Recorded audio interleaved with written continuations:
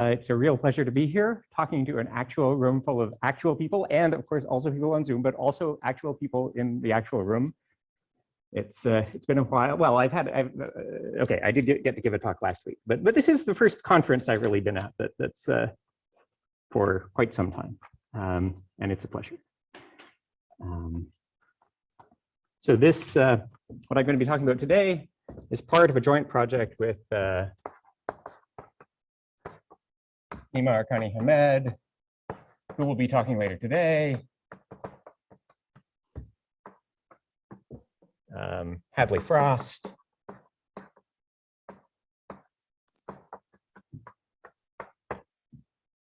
Pierre-Guy Plamondon.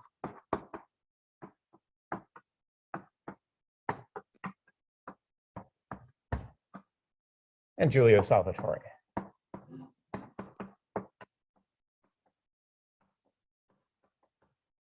I will be putting online my notes, but I have not yet done so. So you can't find them yet, but if you I don't know, if it makes your life easier not to know that there will be notes online, there will be notes online. Okay, so I'm going to be explaining, introducing and explaining a certain algebraic variety, which exists for cluster algebras finite type. And in the case of, if you're starting with a cluster algebra, then it's really very closely related to the Fock-Goncharov X variety. But this algebra that this variety that I'm interested in actually can be associated to any finite dimensional algebra.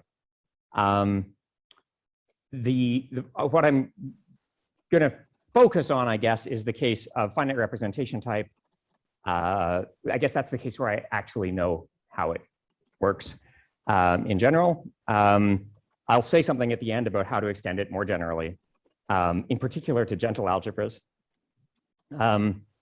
And because, as we know, gentle algebras are closely related to surfaces, it turns out that there's actually a sort of schematic diagram here where we can start with a surface in order to get a gentle finite dimensional algebra.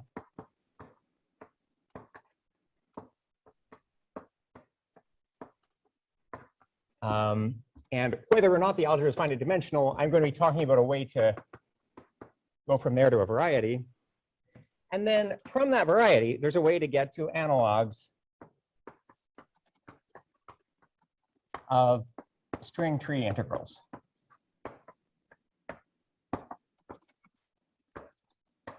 Associated to other surfaces. So with the case where the string tree integrals themselves are what come up in the case that you started with a surface that was just a disk.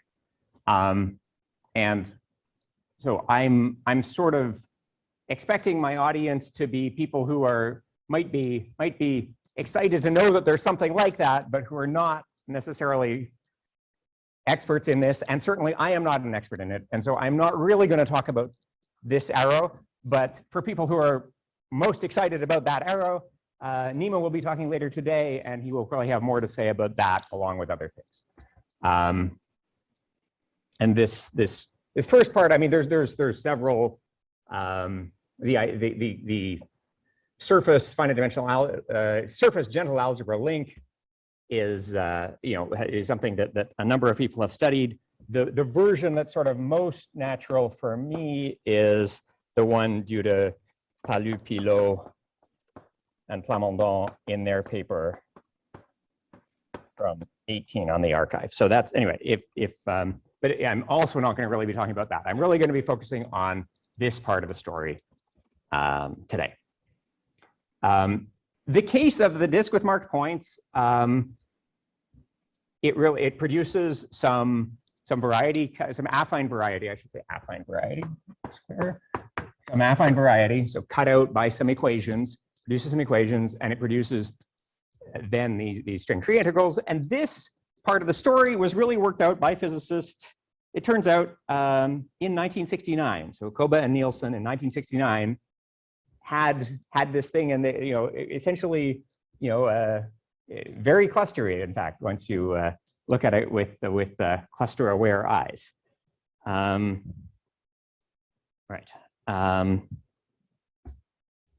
Okay, but so what I'm going to do is essentially try to convince you of that by presenting what they were thinking about,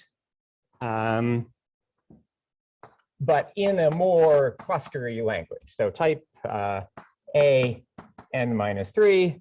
So in some sense, this is after Koba and Nielsen, if you like.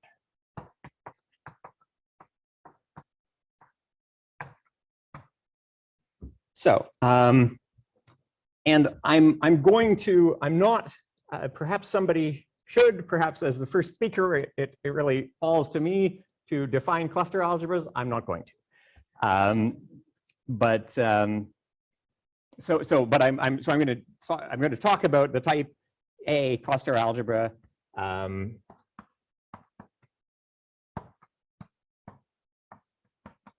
Realized in one of our favorite ways to realize it. So we start with an 2 by n matrix.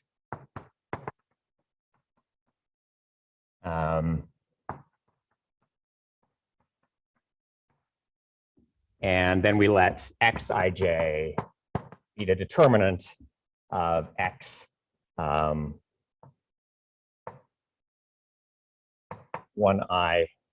x1j, x2i, x2j, where I is less than j. And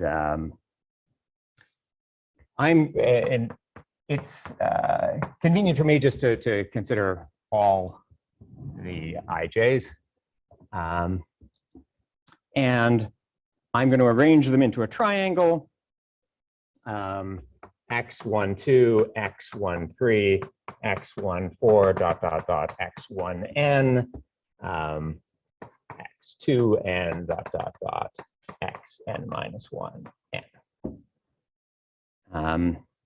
And in fact, it's convenient to think about this triangle and put beside it a second triangle. And if we want to do that, if we look at this second diagonal, for example, we see here, this is x23, the next one is x24, and so forth up to x2n. The thing we would reasonably like to put there is x21. And so we're going to put x21 there. And then we continue along here. This is x31 and so forth. And what we realize is that we're just going to write down a second copy of this triangle, but we've somehow got the indexing backwards. And so we're just going to accept that, and we're just going to define that xji equals xij. So we're just writing down this picture twice over. And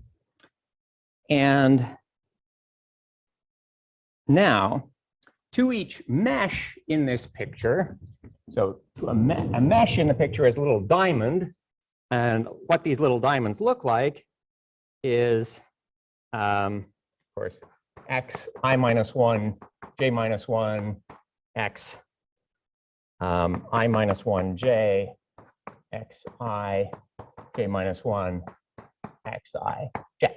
Right, that's the way the indexing goes in each little diamond. And what I'm going to do is I'm going to associate to that a new variable I'm going to call u ij. And I'm going to define uij to be x I j minus 1 times x I minus 1j divided by x I minus 1 j minus 1 x ij. And what we notice, if we take this as our definition of these u's, so we now have a whole bunch of u's in each of these meshes, they satisfy some relations. And what are the relations that they satisfy? So it turns out, if we think of this picture, just drawing it again over here, because what I'm going to do is I'm going to take I less than j less than k less than L. And so let me just look at the the xik variable. I can keep going along this diagonal, and eventually I reach the xil variable. Down here, I find xjk, and over here, completing the rectangle, I find xjl. If I continue, I eventually find xji over here, and xkl down here, and I find my way back to xki. And let me call this region A and this region B. If we consider the product over the uij's in region A of the uij plus the product over the uij's in region B of uij, well, what do we get? So we're taking this product where we are dividing by these two guys, we're multiplying by these two guys, and then we're going to take the product with the next guy over here, where we're going to be dividing by this guy and multiplying by this guy and this guy, and these two guys will cancel out. And what you see if you carry the whole thing out is that things telescope, and so this product turns into nothing but xil xjk divided by xik xjl. And the second product turns into xji xkl divided by xjl xki. And if you just put this together, then what you see is just changing back to the names that we're used to. So this is xil xjk plus xij xkl over xik xjl. And that is 1 by the Plücker relation. So I've just written down a whole bunch of relations that the U's satisfy.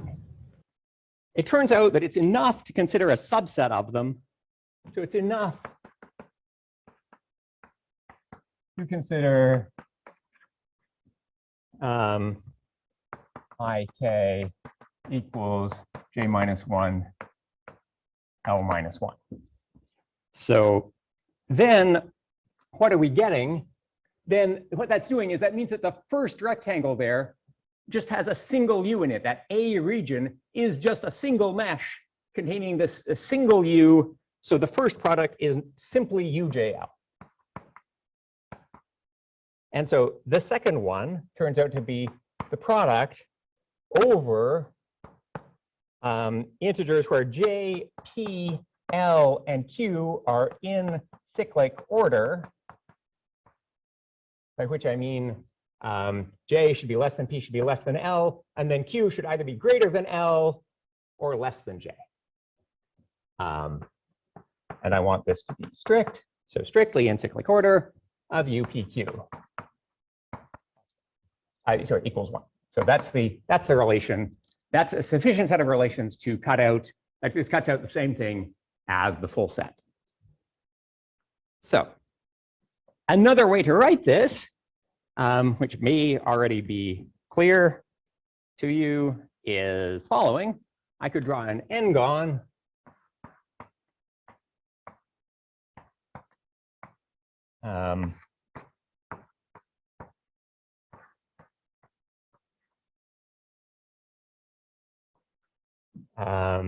and to these cluster variables, or in general to pairs ij, I can associate a diagonal, and then this product, the PQs that appear here are nothing but the PQs that cross the JL diagonal.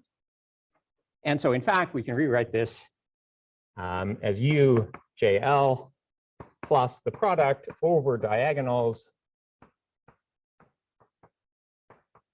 PQ of U PQ to the power of the number of crossings of PQ and JL. Okay? Because we can just again, this is one. The point being that now, instead of just taking the product over the ones that cross, we've taken the product over all of them, but we've raised it to an exponent, which is either 0 if they don't cross or 1 if they do cross, comes to the same thing. Okay, but this to this audience should look very clustery, right? So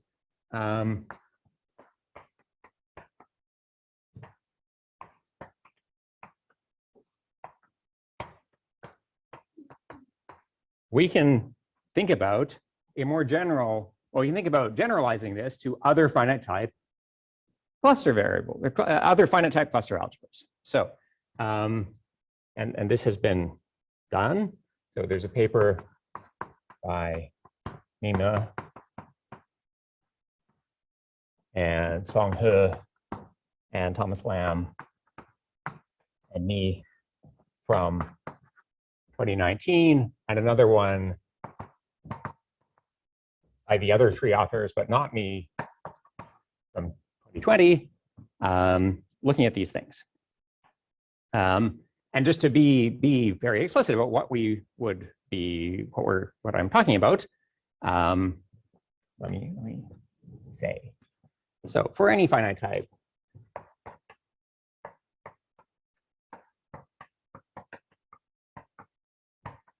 cluster algebra,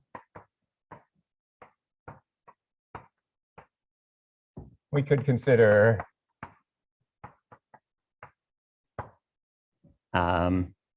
basically this, but expressed in clustery terms. So how would we do that? Well, so the equations should be each u plus the product over all the u's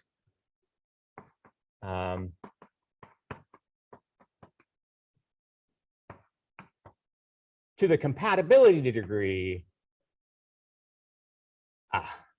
And I realized that I didn't check whether I was supposed to write alpha. So compatibility degree is not symmetric, and I forget which one I'm supposed to do. So I'll just write it like this, but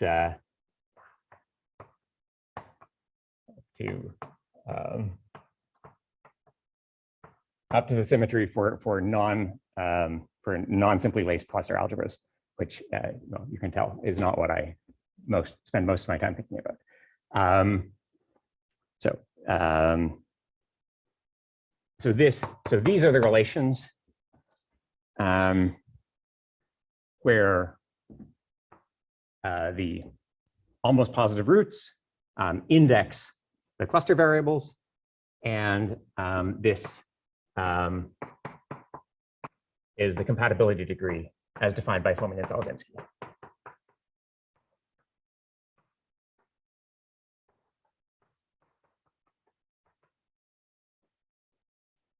Okay. So, and it turns out that these equations are solved by some ratios of cluster variables.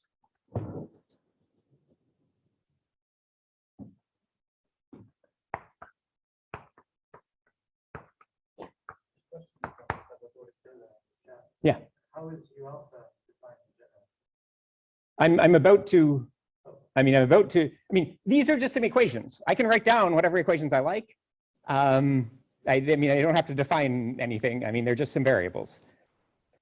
So I have a set of variables and I write down some equations, but now I'm going to write down the solutions. I mean, you can, which order you do it in is a matter of taste. Okay, super. So they are indexed by the object, by the indecomposable objects in the cluster category, or by the cluster variables as you the non-frozen cluster variables as you like.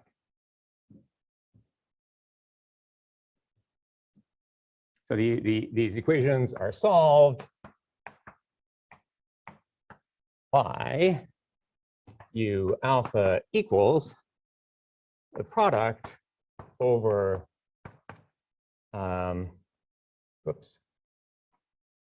tau alpha to beta to alpha. I'll explain what I mean by that notation. U beta, sorry. Yes, U alpha is this product divided by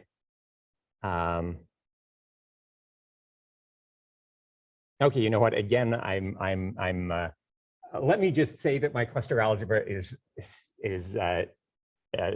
symmetric, skew symmetric, because again, I realized that I would have to, fix things if it wasn't. So let's just fix that I'm in skew symmetric type.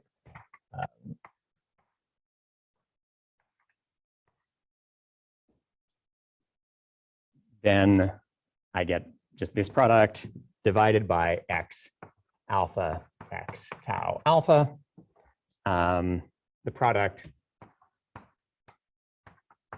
is over length 2 paths in the cluster category, and tau is really the outsider right in translation.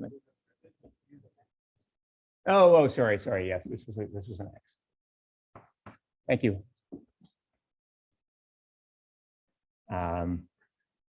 Yes. Sorry, that was the question. There seemed to be general consternation. Yes. Okay. Super. Thank you for the consternation. Okay. So, and so these guys can in fact be viewed as some subset of the Fock-Goncharov X variables, and so this system of equations is really giving, well, no, they're not quite Fock-Goncharov X variables. They're some reparameterization of Fock-Goncharov X variables. And so these affine equations are giving you some partial compactification of the Fock-Goncharov cluster X variety. So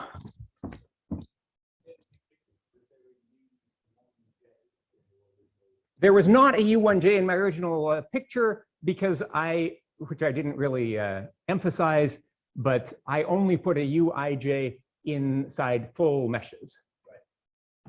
Then from switching from AN to more general type, now you have to use the No. The issue is what's disappeared. There are coefficients that look like they were here, and there aren't any coefficients over here, and that's what's disappeared. The ones that disappeared are the coefficients. I don't have a U down here for x12, x13, x23. There's nobody that lives there. But there's a U here.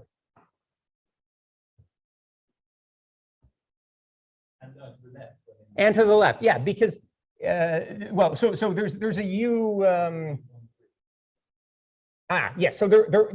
Yes. Okay. I should have been more clear about that. But yeah, you can think of the U's really. There's U's all throughout this picture. You can think of the picture repeating, going infinitely in both directions, and I have U's everywhere. So yes, thank you. That's an important point. I do have U's for the initial variables.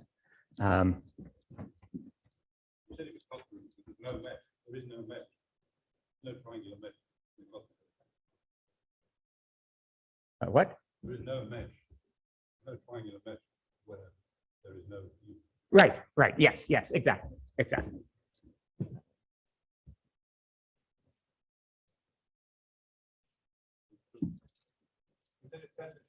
With X variable, usual question, which variables on that blackboard are the X variables? So the U's are X variables. Sorry, the X's are A variables. Yes. yes. I'm sorry, but it's hard to avoid. I suppose I don't know. Nobody seems to write A variables with little a's.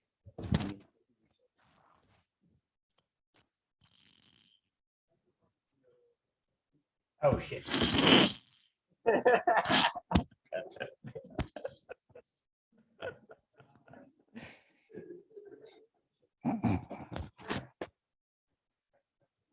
Okay, so let me get to the point of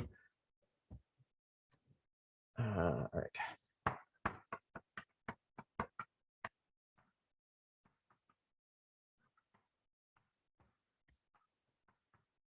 Okay, so let A be a finite dimensional algebra of finite representation type over C with n isoclasses of simple modules.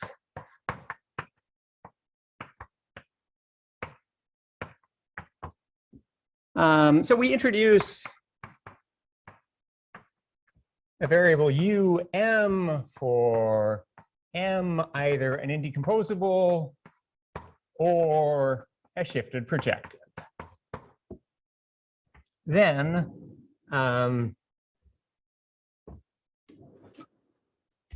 the analog of the equations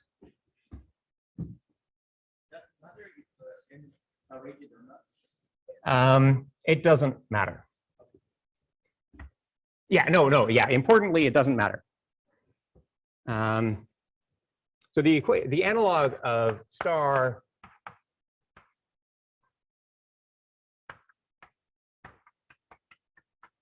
is dagger, which is just plus the product over n un to the power dimension m tau n plus dimension of n tau m is 1. We define tau of the shifted projective to be the corresponding injective, and we define and we define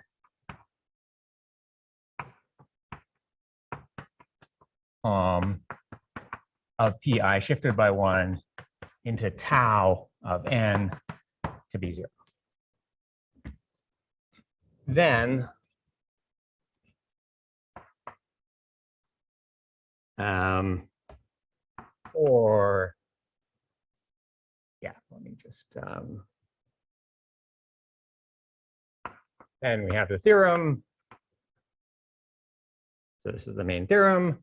The equation, set of equations dagger is solved by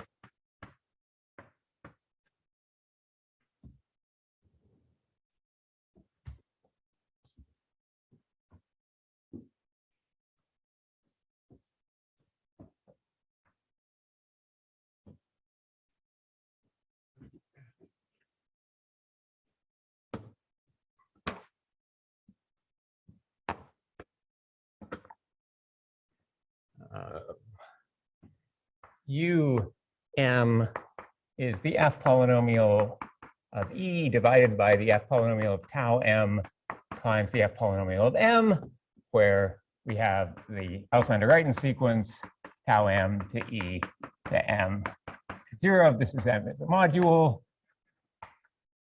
and not projective.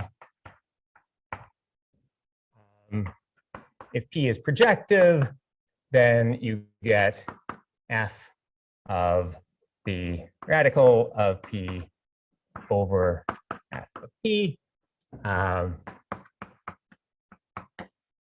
And for a shifted projective, you get yi times F of the injective mod itsocle over F, the F polynomial of the injective. Okay, and I guess I'll just write down the definition, sort of one-line definition of what I mean by F polynomial.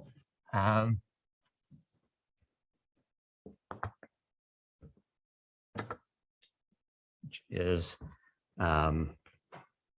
here Fm is by definition the sum over n tuples of non-negative integers of the Euler characteristic of the quiver Grassmannia of e-dimensional submodules of m times y1 to the e1, yn to the en. So it's kind of generating series, well, but it's finite, generating series, generating polynomial for the submodules of m. And yeah, so then this turns out to solve it. And so the proof relies heavily on a result of Dominguez and Geis, which shows that the F-polynomial analog of a key result that Calderon and Chapoton established in their very beginning paper categorifying cluster algebras. So there's a result about exchange relations for cluster variables. Dominguez and Geis show that the same thing holds much more generally for F-polynomials. And so we use that. And then we use a telescoping argument organized by the meshes of the Auslander, Wright, and Quiver. Yeah, so I think I'm out of time, so I should stop there. If people want to ask questions about gentle algebras, they should feel free to do so. But yeah, so thank you very much.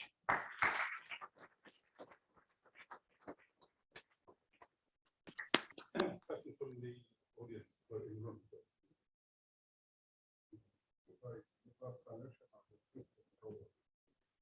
Right. Well, so what is the locus where? Oh, thank you. That's a excellent question. The locus where all the u's are positive is then the region over which you take an integral to calculate you take a certain integral, and that's this analog of the tree string integral. So that's the so what.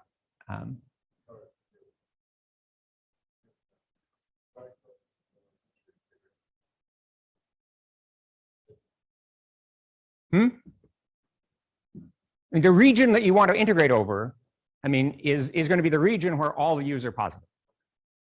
So you needed some equations. The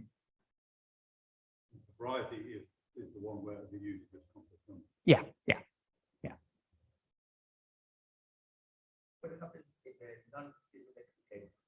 It's not significantly different. It's just that you needed to be more careful writing things down than I was. Okay. I mean, and it is discussed in the papers.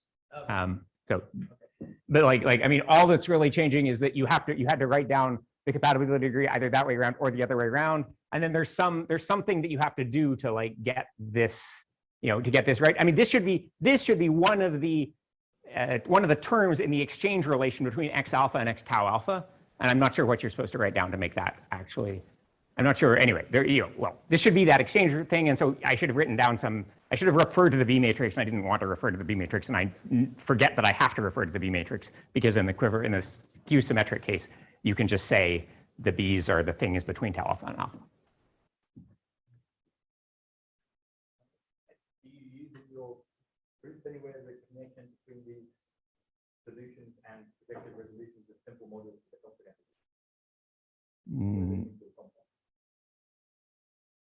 No. No, they're not simple. No, that's not what they're doing. But it's. I mean, that's the. I mean, they're resolutions of simple functors. Okay, no, but if you say, I mean, you don't mean the simple objects in the cluster category. You mean func. Ah, okay, right. Well, so right. I think the answer is no, but at least I understand the question properly. No, I mean, really, the proof doesn't actually need a whole lot. But is it significant that is what they are? I mean, it is significant. Well, so one of the things you can do with this whole story is to relate it back to constructions of associahedra. So this is somehow, I mean, the combinatorics of the solutions to these U equations turn out to be the combinatorics of associahedra. These U's, the positive, I mean, that is to say the positive part of the variety, where the U's are positive, they're actually between 0 and 1. And then when the combinatorics of which things can go to 0 simultaneously is governed by compatibility in the tau tilting theory sense, precisely because of this. As soon as this guy goes to 0, then anybody that's incompatible with him has a positive exponent here and thus can't go to 0. So you get tau tilting theory compatibility at the boundaries. And so this can be thought of as being related to tau tilting theory if you like. And what was the question again? Oh, right. Yes. So yeah. Well, so there's right. Well,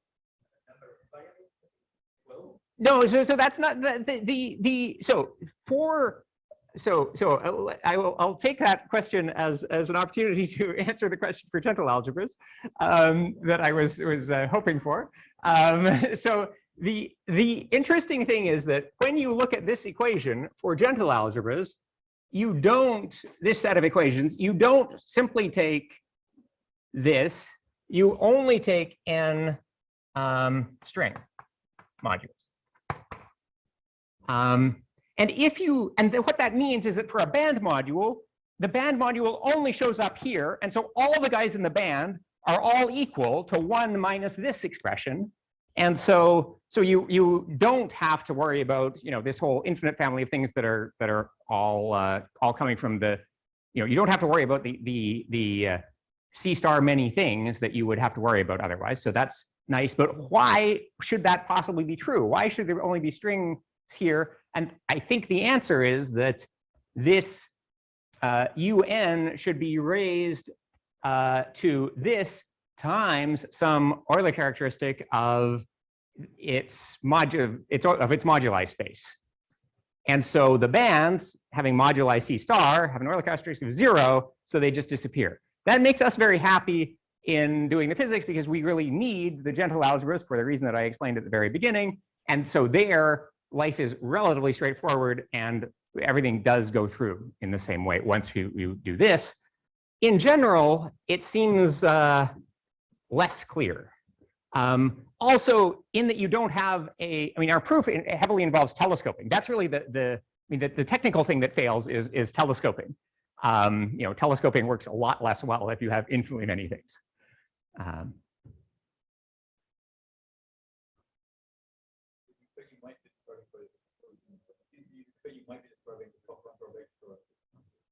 No, it's not. Even in finite type, it is not exactly the Fock-Goncharov X variety. It's some compactification of it.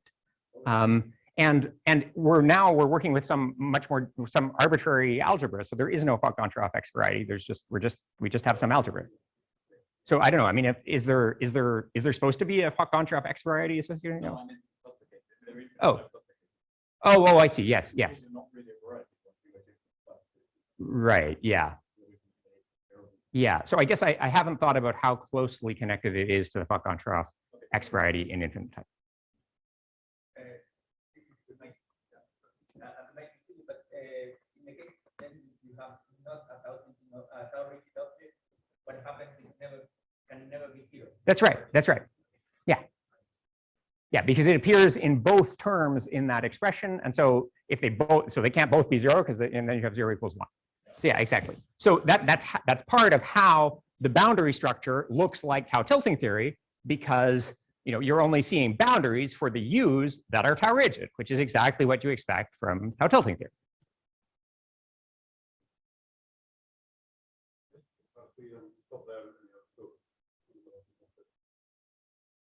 We should thank him again. Thank you.